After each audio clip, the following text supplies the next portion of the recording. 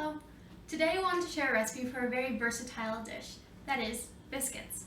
Biscuits can be made either sweet or more savory and can be used with almost any meal.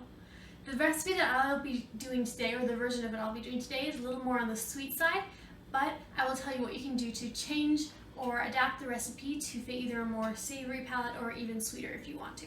So let's start! First we have 3 cups of flour. If you want it a little more savory, you can do a cup of wheat and 2 cups of white. Here I've just done 3 cups of white flour.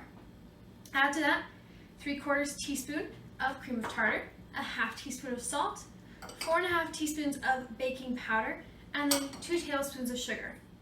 If you prefer yours a little more savory, you can reduce that sugar amount by a little bit, or if you want it sweeter, again, you can add a little bit to your recipe. After having mixed all your dry ingredients together, in order to get the fluffiest biscuits, you're going to add oil as your next ingredient.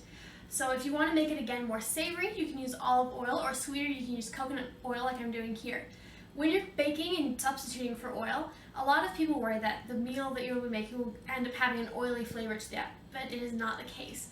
Generally, the oily flavor only comes when you add too much oil, but different oils do have different flavors. Canola oil will have a very neutral flavor that will probably disappear in any meal you're making, whereas olive oil tends to give it a more heightened and savory feel, and coconut oil tends to make whatever meal you're making sweeter. So here I have 1/2 of coconut oil that I will then add to the flour and mix thoroughly until it has almost a cornmeal-like appearance before I go on to add the next ingredients. Alright, once you've mixed in the oil into the flour mixture, it is going to have a very thick cornmeal-like appearance, and after that, after it's mixed thoroughly through, then you're going to add 1 egg and then a cup of water. If you're doing this as a dairy version, you can add a cup of milk, or if you prefer, you can also add a cup of almond milk, but I found for this particular recipe that water works just fine. Alright, after mixing it for a little while with a whisk or a spoon or whatever you're using, you're going to want to start using your hands because this is a very thick dough that you'll have for your biscuits. After that, it will easily come off the sides of the pan, and you can quickly pick it up and move it over to whatever container you're going to be cooking it in, whether it be muffin tins, a square container, or a cookie sheet like this.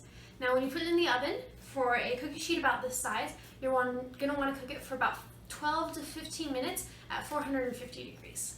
And here you have it, fresh, yummy, tender biscuits. I hope you enjoy.